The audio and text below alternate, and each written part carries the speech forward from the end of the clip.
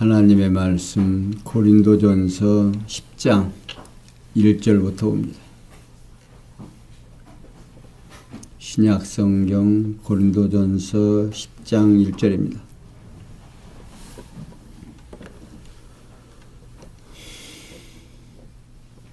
찾으신 줄 알고 함께 보겠습니다. 형제들아, 너희가 알지 못하기를 내가 원치 아니하노니 우리 조상들이 다 구름 아래 있고 바다 가운데로 지나며 모세에게 속하여 다 구름과 바다에서 세례를 받고 다 같은 신령한 식물을 먹으며 다 같은 신령한 음료를 마셨으니 이는 저희를 따르는 신령한 반석으로부터 마셨음에 그 반석은 곧 그리스도시라. 그러나 저희의 다수를 하나님이 기뻐하지 아니하신 고로 저희가 광야에서 멸망을 받았느니라. 그런 일은 우리의 거울이 되어 우리로 하여금 저희가 악을 즐겨한 것 같이 즐겨하는 자가 되지 않게 하려 함이니, 저희 중에 어떤 이들과 같이 너희는 우상 숭배하는 자가 되지 말라. 기록된 바 백성이 앉아서 먹고 마시며 일어나 뛰는 담과 같으리라.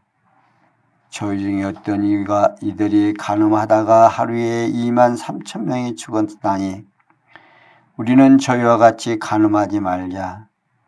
저희 중에 어떤 이들이 주를 시험하다가 뱀에게 멸망하였나니 우리는 저희와 같이 시험하지 말자. 너희 중에 어떤 이들이 원망하다가 멸망시키는 자에게 멸망하였나니 너희는 저희와 같이 원망하지 말라. 저에게 당한 이런 일이 거울이 되고 또한 말세를 만난 우리의 경계로 기록하였느니라. 그런즉 선줄로 생각하는 자는 넘어질까 조심하라. 사람이 감당할 시험 밖에는 저희에게 당한 것이 없나니 오직 하나님은 미쁘사 너희가 감당치 못할 시험당함을 허락지 아니하시고 시험당할 즈음에 또한 피할 길을 내사 너희로 능히 감당하게 하시느니라. 아멘. 사도 바울은 세워진 고린도 교회 성도들에게 건더기에 관한 문제의 답변을 하나하나 예를 들고 또한 지나간 일들을 상기시키면서 고린도 교회에게 교훈을 해 가고 있습니다. 우리가 성경을 보면서 우리에게 참 아름다운 일이고 소중한 일이라고 생각하는 것은 하나님이 어떠하신 분인가를 알게 하기 위하여 이 엄청난 성경, 그러니까 이스라엘 백성들의 역사 속에서 실제로 나타나서 역사하신 하나님을 이렇게 기록으로 남겨서 그 기록에 의해서 하나님이 어떠하신 분인가를 우리가 알아갈 수 있도록 섭리하셨다는데 참 우리는 복받은 자들이다 라고 생각을 합니다. 지금 사도 바울은 구약에서 일어난 일들을 하나하나 예를 들면서 설명을 해 가고 있습니다. 그러니까 하나님을 설명하는 데 있어서 우리에게 알아듣기 쉽게 또 우리로 하여금 이해가 가도록 설명을 하는데, 사도 바울은 형제들아, 너희가 알지 못하기를 내가 원치 아니하노니 우리 조상들이 다 구름 아래 있고 바다 가운데로 지나며 모세에게 속하여 다 구름과 바다에서 세례를 받고 다 같은 신령한 식물을 먹으며 다 같은 신령한 음료를 마셨으니 이는 저희를 따르는 신령한 반석으로부터 마셨음에 그 반석은 곧 그리스도라고 여기 설명하고 있습니다.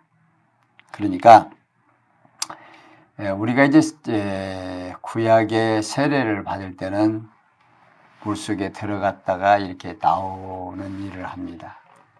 그건 이제 죽었다가 다시 산다라고 하는 그런 의미를 가지고 있죠.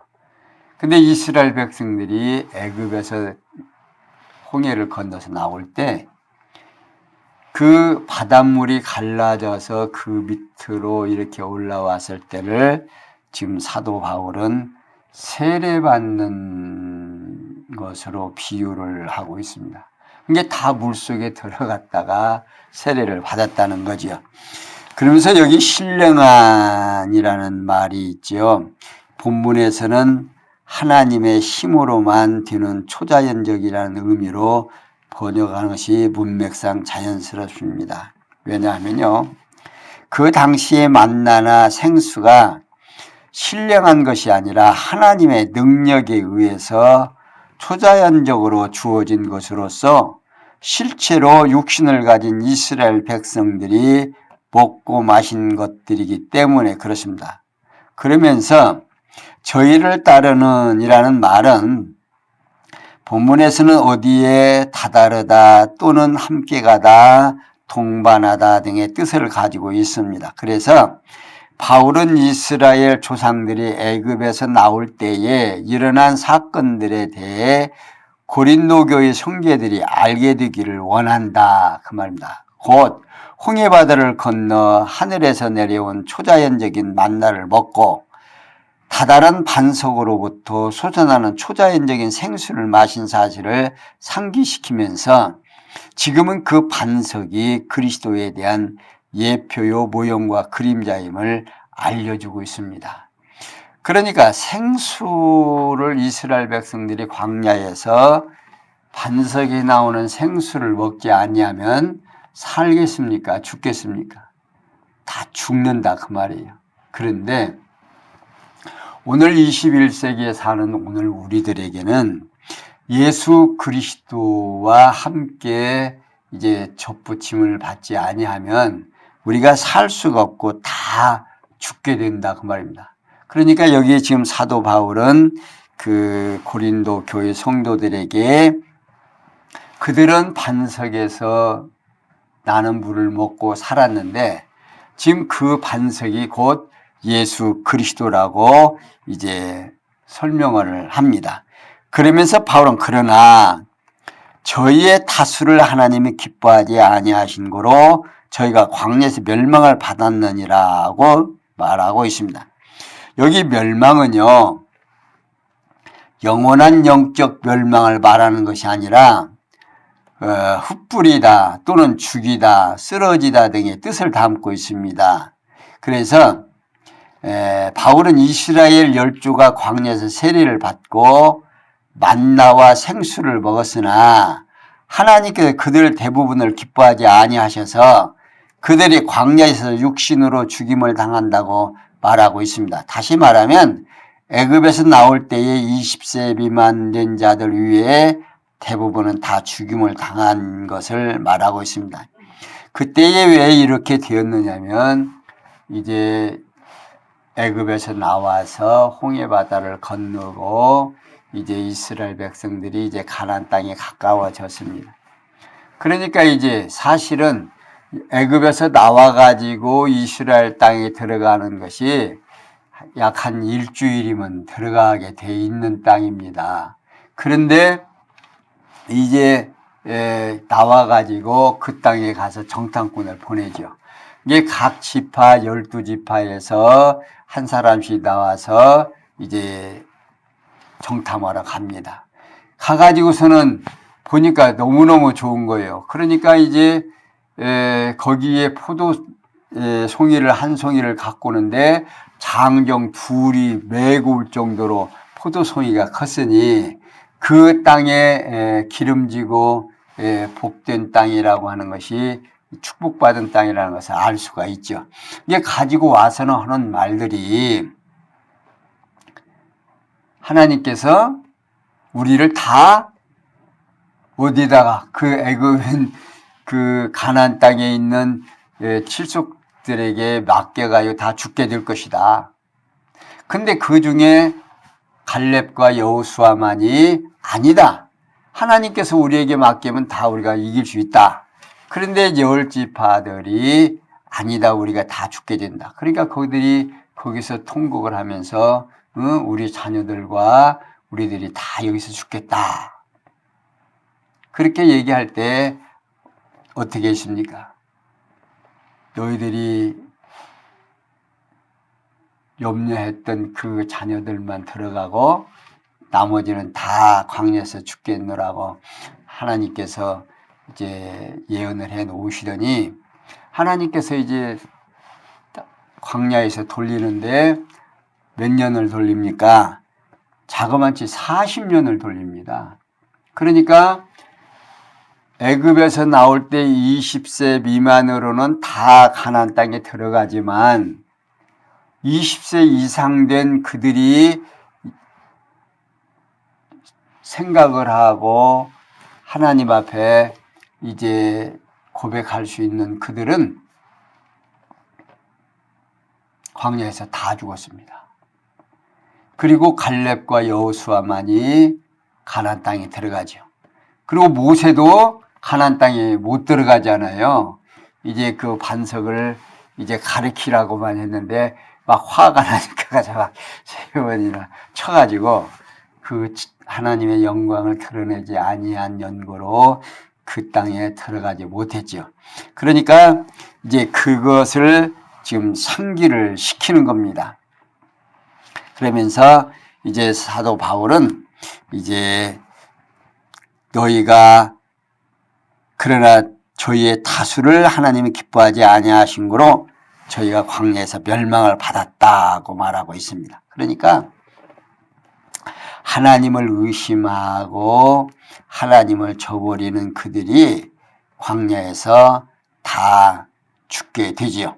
그러니까 저희 중에 어떤 이들과 같이 너희는 그리하지 말라. 다 죽임을 당한 것을 말하면서 이런 일은 우리의 거울이 되어 우리로 하여금 저희가 악을 즐겨한 것 같이 즐겨하는 자가 되지 않게 하려 함이니 저희 중에 어떤 이들과 같이 너희는 우상 숭배하는 자가 되지 말라.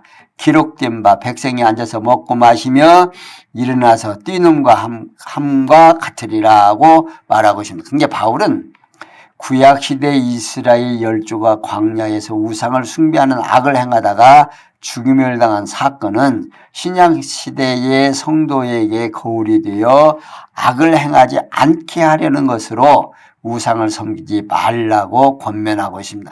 그러니까 이스라엘 열조들이 광야에서 금송아지를 섬기며 즐거워하던 악한 행동에 대한 구약의 증거를 상기시킵니다. 출애굽기 32장 6절에 있죠. 그러니까 이 모세가 하나님의 계명을 받으려고 십계명을 받으려고 시내산에 올라갔을 때 그들이 뭐라고 합니까? 올라가서 그냥 하루 이틀 한 일주일 있다 내려왔으면은 암시랑 안을판인데 가가지고 그냥 맨날 며칠이고 안 내려옵니다. 그러니까 그 뭐 아무것도 없는 곳에 가가지고서는 오도 가도 안 오니까 살았다 죽었다. 이미 모세는 죽고 이제 우리는 어떻게 할 것이냐.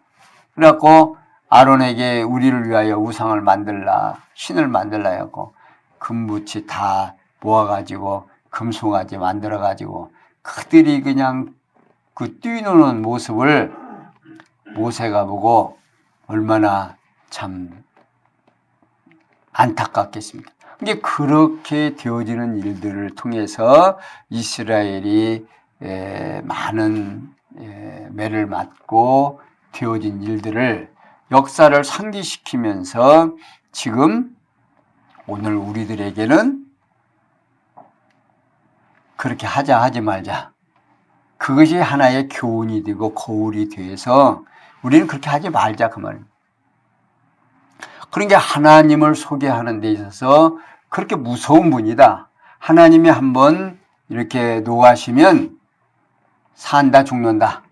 다 죽고 하나님의 매를 맞게 되니까 그러하지 말자라고 지금 설명을 하여 주고 있습니다. 그러면서 사도 바울은 계속해서 이스라엘 열조 중에 광야에서 죽임을 당한 경우들을 밝혀주면서 첫째는 너희 중에 어떤 이들은 간음하다가 하루에 2만 3천 명이 죽었나니 우리는 저희와 같이 간음하지 말자고 권면을 합니다.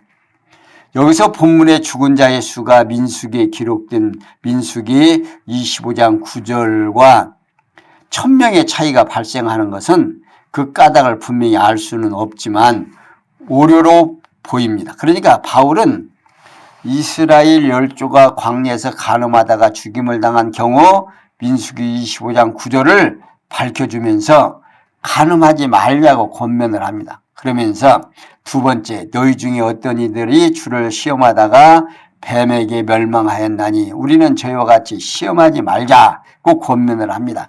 그러니까 바울은 민수기에 기록된 내용, 민수기 21장 5절에서 6절을 상기시키면서 주를 시험하지 말자고 권면을 합니다. 그러니까 이제 하나님을 시험하다가 결국 어떤 일이죠? 불뱀이 나와가지고 막 물어 죽이죠. 그런데 그걸 모세가 하나님 앞에 기도를 하죠. 용서해 주십시오. 그러니까 노수로 불뱀을 만들어가지고 장대에다 끼워서 세워놓고 불뱀을 보는 사람은 산다 죽는다. 살으니까 불뱀을 봐라. 그러니까 그걸 믿고 불뱀을 그 노뱀을 본 사람들은 살아나고 안 본 사람들은 다 죽었잖아요. 그러니까 이런 일들을 이제 하나하나 상기를 시킵니다. 그래서 세 번째, 너희 중에 어떤 이들은 원망하다가 멸망시키는 자에게 망하였나니 저희는 저희와 같이 원망하지 말라. 저에게 당한 이런 일이 겨울이 되고 또 거울이 되고 또한 말세를 만난 우리의 경계로 기록하였느니라고 권면을 합니다. 그러니까 바울은 민수기에 기록된 내용, 민수기 14장에 기록되어 있는 내용을 상기시키면서 주를 원망하지 말고 권고하면서 그러한 사건을 구약에 기록해 놓은 이유를 말해주고 있습니다. 그러니까 구약에 이제 이스라엘 백성들이 애굽에서는 뭣도 많고 먹을 것도 많고 고기도 많고 뭣도 많고 근데 오늘 우리는 고기도 못 먹고 뭣도 못 먹고 원망을 하다. 그러니까 하나님께서 이제 그들이 원망을 듣고 어떻게 해요? 메추라기를 보내줘서 그들이 입에서 냄새가 날 때 어떻게 합니까? 그냥 또 쓸어버리잖아요. 그러니까 오늘 우리가 구약에서 역사하시는 하나님을 모르면 신약에서 우리가 얼마나 복된 자들인가를 알 수가 없죠. 그러니까 사도 바울은 지금 그걸 지금 교회의 성도가 되어지고 교회의 일원이 되고 이것이 얼마나 축복된 사실인가를 이제 설명해 주기 위해서 구약에서 역사하신 하나님을 지금 드러나게 하는 겁니다. 그러니까 하나님을 모르면 하나님이 어떠한 일을 하시는지 모르잖아요. 하나님이 어떤 능력이 있는지 모르잖아요. 그러니까 바울은 구약의 역사를 또 하나님의 말씀을 들어서 신약교회, 고린도 교회에 지금 교훈해 주고 있습니다. 그러면서 바울은 그런즉 선줄로 생각하는 자는 넘어질까 조심하라. 사람이 감당할 시험 밖에는 저희에게 당할 것이 없나니 오직 하나님은 미쁘사 저희가 감당치 못할 시험 당함을 허락지 아니하시고 시험 당할 즈음에 또한 피할 길을 내사 너희로 능히 감당하게 하시느니라 꼭 권고를 합니다. 그러니까 한국 성경 공의에서 발행한 바른 성경에는 그렇게 번역을 했습니다. 그러므로 서 있다고 생각하는 자는 넘어지지 않도록 조심하라. 사람이 감당할 수 없는 시험을 너희가 당한 적이 없으니 하나님께서는 신실하셔서 너희가 감당치 못할 시험을 당하는 것을 허락지 않으시고 시험 당할 때 또한 피할 길을 내셔서 등이 감당하게 하신다로 번역이 되어 있습니다. 그러니까 바울은 고린도 교회 형제들에게 누구나 자기가 스스로 견고히 서 있다고 생각하는 자가 있다면 넘어지지 않도록 조심하라고 권고합니다. 그리고 바울은 고린도 교회 형제들이 감당하지 못할 시험을 당한 적이 있다 없다? 없다 그 말입니다. 그 이유는 첫째는 하나님께서는 신실하셔서 너희가 감당하지 못할 시험을 당하는 것을 허락지 않으신 것이 라고 밝혀줍니다. 근데 하나님께서는 우리를 시험을 이길 수 없는 시험을 주면 우리는 어떻게 해요? 그냥 문제가 우리 가정에서도요. 부부싸움을 언제 합니까? 실제로 정말 어떻게 불가항력적으로 일어나는 실수는 서로가 어떻게 해요? 위로하고 격려하고 이제 못해요. 그런데 사소하게 말 한마디 이제 잘못하면 어떻게 해요? 그것 때문에 싸우잖아요. 이해가 안 되고. 그러니까 이렇게 시험을 당하는 일들이 아주 소소한 일 때문에 되는 거지. 하나님께서는 우리를 감당할 수 없는 시험은 준다 안 준다? 안 주니까 생활 속에서 염려해라, 염려하지 말아라, 염려하지 말라 그 말입니다. 그러면서 두 번째로 시험 당할 때 또한 피할 길을 내셔서 능히 감당케 하신 것이라고 말하고 있습니다. 우리는 어떤 일을 이제 당하면 어때요? 좀 잘 견디고 좀 있으면 그 일이 풀려요, 안 풀려요? 풀리죠. 풀리면 누가 잘해서? 내가 잘해서, 내가 머리를 쓰고 이렇게 해서. 근데 성경에서는 뭐라고 얘기해요? 하나님께서 피할 길을 준다, 안 준다? 피할 길을 주신다. 그러니까 우리 믿는 성도인들은 그 피할 길을 주는 것을 믿지 않는 사람들은 누가 잘해서? 내가 잘해서. 그런데 우리 믿는 성도들은 누구 은혜로? 주의 은혜로, 하나님의 은혜로. 생각이 달라요.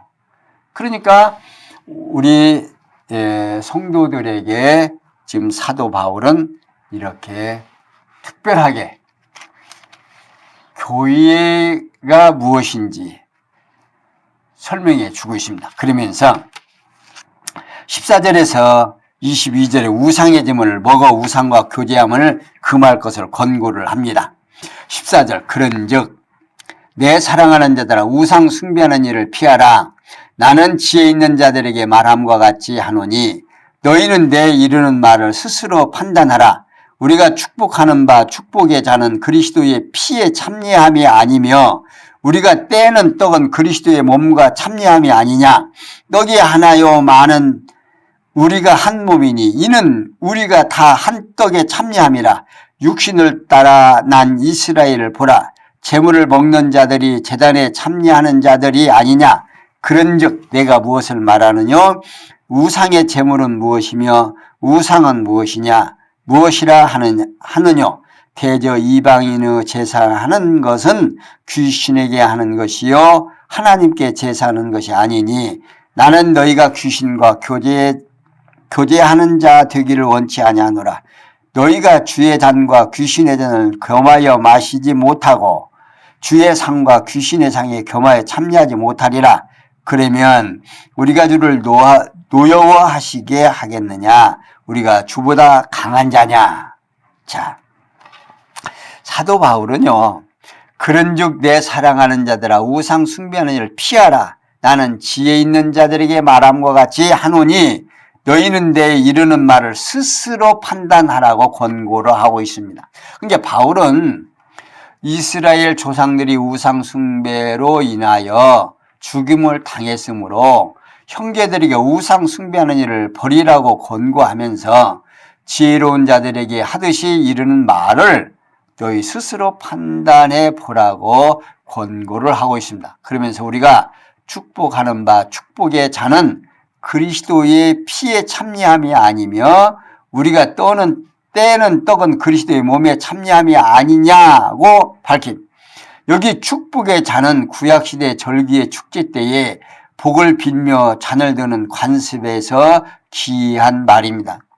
그리고 여기 참여하면요, 이는 교제 또는 사귐, 참여, 공동체의 뜻을 가지고 있습니다. 그러니까 바울은 예수의 피와 살을 기념하는 잔과 떡을 먹는 것이 교회의 머리 되신 그리스도 한 몸이 된 지체가 되어 신령한 사랑의 교제를 나누는 의미가 있다는 뜻으로 밝혀주고 있습니다. 그러니까 신약교회에서요, 교회가 무엇인지를 모르면 주님과 나와의 관계를 설명할 수 없습니다.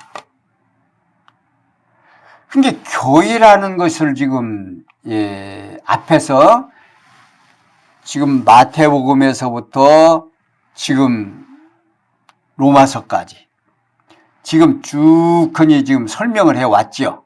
교회가 무엇인지를. 로마서에서는 철저하게 교회가 무엇인지를 설명해주고, 앞에서는 예수가 어떠하신 분인가를 복음서에서는 설명해 준 다음에 지금 교회가 무엇인가를 설명하고, 지금 고린도 교회에 지금 잘못된 것을 지적을 하는데, 교회가 무엇인지를 모르면 신약교회, 신약성경을 풀어가는데 해석이 된다, 안 된다? 안 돼요. 그러니까 지금 여기에서 지금 사도 바울이 그리스도와 나와의 관계를 지금 설명함에 있어서, 그러니까 고린도 교회가 어떠한 존재인가를 지금 설명해 주고 있는 것입니다. 너희는 그리스도의 한 몸이 됐다, 그 말입니다. 교회의 한 일원이 됐다, 그 말이에요.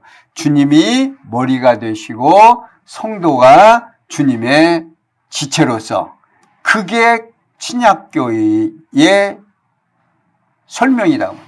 실체예요, 그게. 그러니까 그 교회라고 하는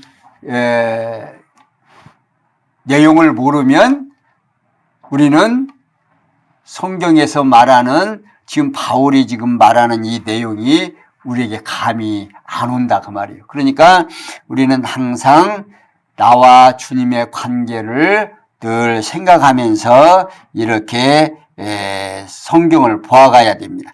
그러니까 예수님께서 십자가에 죽기 전에 떡을 떼면서 이것은 내 몸이니, 또 포도주를 주시면서 이것은 내 피니 하면서 설명을 하죠. 그러니까 그러한 내용들이 지금 신약교회에서는 하나의 교회와 주님과 나와의 관계가 이렇게 끈끈이 이렇게 얽혀져 있으니까 너희들이 행동하는 것 하나하나를 조심해라, 그 말입니다. 그리고 이어서 바울은 떡이 하나요 많은 우리가 한 몸이니 이는 우리가 단떡에 참여함이라. 그러면서 한 떡덩어리의 떡처럼 성도가 한 몸이기 때문에 한 덩어리의 떡을 나누어 먹으며 그리스도와 더불어 지체들끼리 교제를 한다는 뜻으로 지금 말하는 게, 교회에서 다퉈야 된다, 안 다퉈야 된다, 한 육체가 서로 다투면 안 된다, 그 말입니다. 그러면서 그리고 연이어서 육신을 따라 난 이스라엘을 보라. 재물을 먹는 자들의 제단에 참여하는 자들이 아니냐. 그런즉 내가 무엇을 말하느냐. 우상의 재물은 무엇이며 우상은 무엇이라 하느냐 라고 하면서 바울은 구약시대 이스라엘 백성이 제단에 재물을 드리고 남은 재물을 먹던 자들이 제단에 참여한 사실을 레위기 7장에 있는 내용을 예로 들면서, 우상이나 그 재물은 아무것도 아니지만 그 재물을 먹는다면 우상의 제단에 참여하는 격이 된다는 뜻으로 밝혀주고 있습니다. 그리고 바울은 대저 이방인의 제사에는 하는 것은 귀신에게 하는 것이요 하나님께 제사하는 것이 아니니 나는 너희가 귀신과 교제하는 자 되기를 원치 아니하노라고 권면을. 다시 말하면요, 고린도 교회 형제들의 우상의 제물을 먹음으로 귀신과 교제하는 어리석은 자가 되지 말라는 뜻으로 지금 말하고 있습니다. 그러니까 이스라엘 백성도 하나님의 족속이 되고 하나님의 백성이라는 증표가 뭡니까? 하나님 앞에 제사하고 그 제사 드린 물건을 제물을 함께 떼어서 먹은 그들이 하나님의 백성으로 인칭을 받았다 그 말이에요.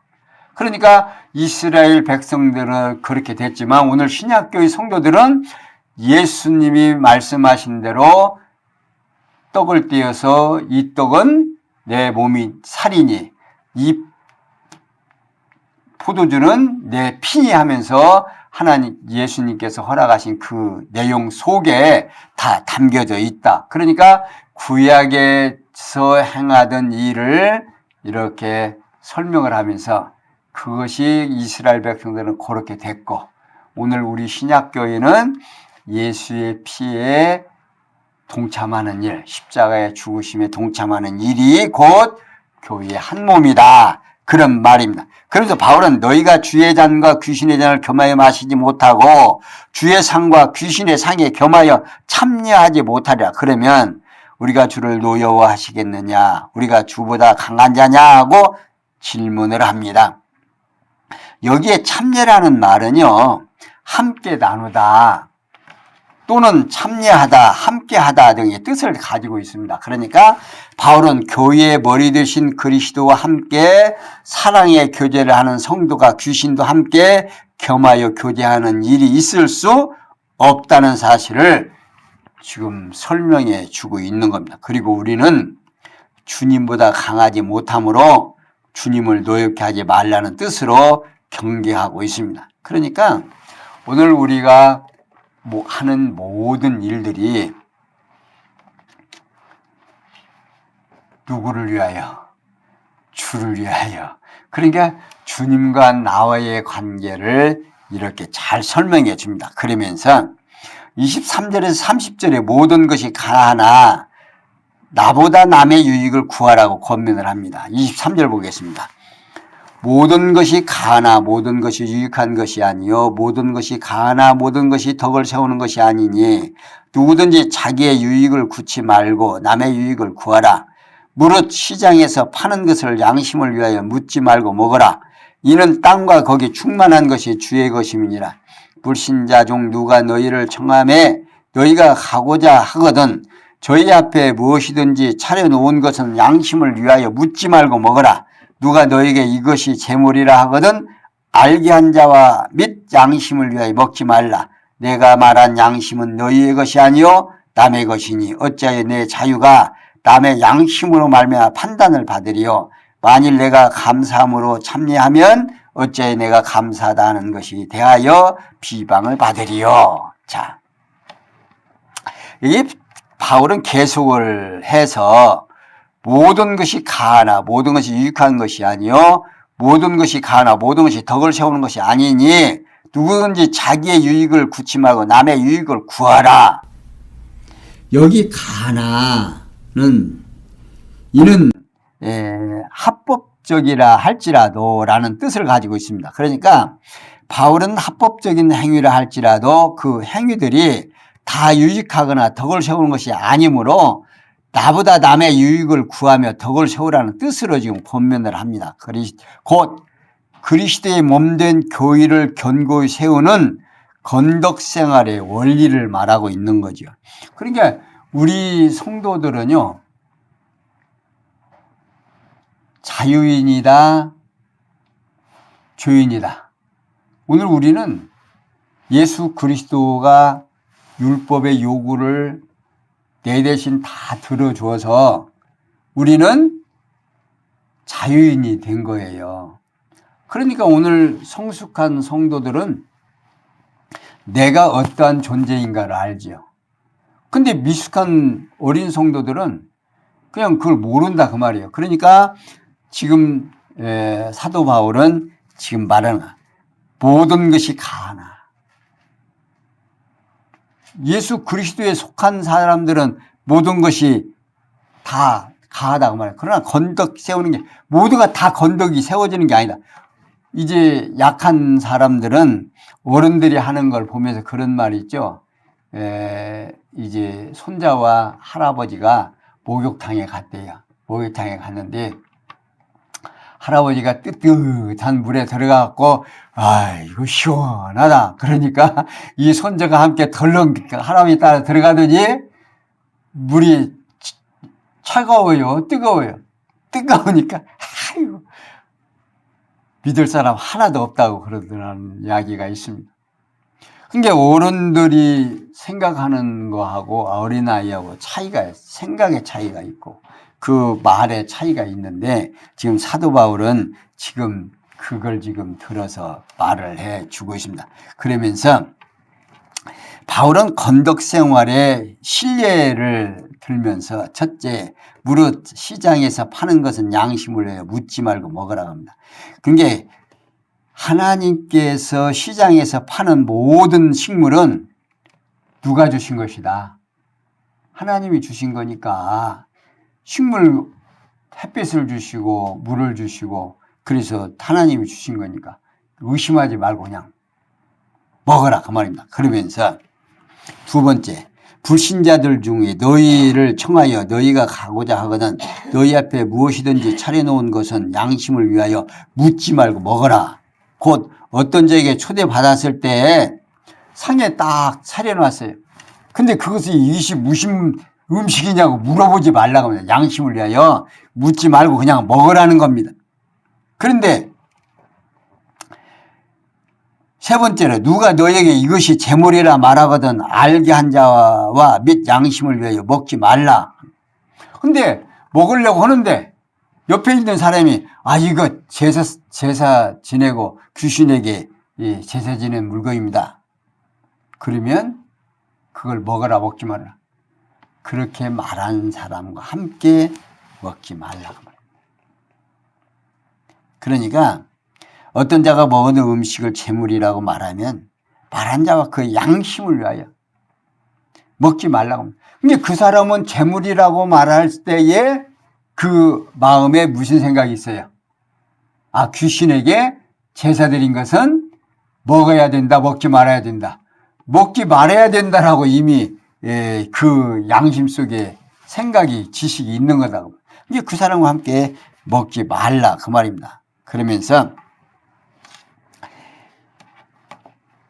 바울은 내가 말한 양심은 너희의 것이 아니요 남의 것이니 어찌하여 내 자유가 남의 양심으로 말미암아 판단을 받으리요 라고 설명을 해주고 있습니다. 다시 말하면 앞에서 바울이 말한 양심은 타인의 양심에 대해 말한 것이라며 모든 것을 할 수 있는 내 자신의 자유가 타인의 양심에 의해서 판단을 받을 필요가 없다 그 말입니다. 그러니까 너는 감사함으로 그냥 먹고 또 그것을 제물이라고 말하는 사람이 있다면 그 사람과 함께 먹어야 된다, 먹지 말아야, 먹지 말아라 그 말입니다. 그러면서 31절에서 33절에 만사를 하나님의 영광과 인간 구원을 위해서 하라고 권면을 합니다. 자, 31절. 그런즉 너희가 먹든지 마시든지 무엇을 하든지 다 하나님의 영광을 위하여 하라. 유대인에게나 헬라인에게나 하나님의 교회나 거치는 자가 되지 말고 나와 같이 모든 일에 모든 사람을 기쁘게 하여 나의 유익을 구치 아니하고 많은 사람의 유익을 구하여 저희로 구원을 얻게 하라. 자,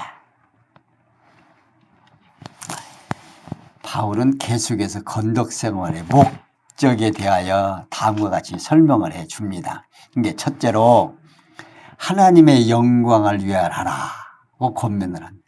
곧 그런즉 너희가 먹든지 마시든지 무엇을 하든지 다 누구를 위하여 하나님의 영광을 위하라고 권면을 하고 있습니다. 다시 말하면 먹는 것과 마시는 것은 물론 모든 만사를 하나님의 영광을 위하라고 권면을 하고 있습니다. 그러니까 오늘 우리의 사는 것이 내가 숨쉬고 움직이는 이 모든 것이 누구의 영광이 드러나는 것이다? 하나님의 영광이 드러나는 거다 그 말이에요. 그러면 두 번째, 많은 사람의 유익을 구하여 저희로 구원을 얻게 하라고 권면을 합니다. 곧 유대인에게나 헬라인에게나 하나님의 교회나 거치는 자가 되지 말고 나와 같이 모든 일에 모든 사람을 기쁘게 하여 나의 유익을 구치 아니하고 많은 사람의 유익을 구하여 저희로 구원을 얻게 하라고 권면.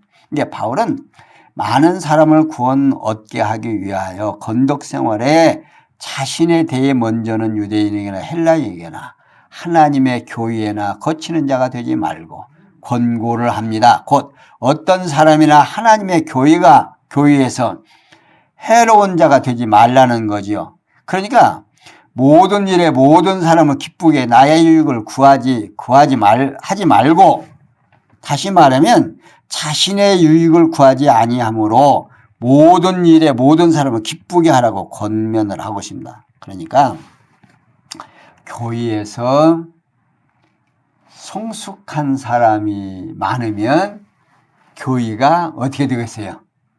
튼튼한 교회가 되고, 어린 자가 많으면 항상 싸움이 일어나고 불평, 불만이 있겠죠.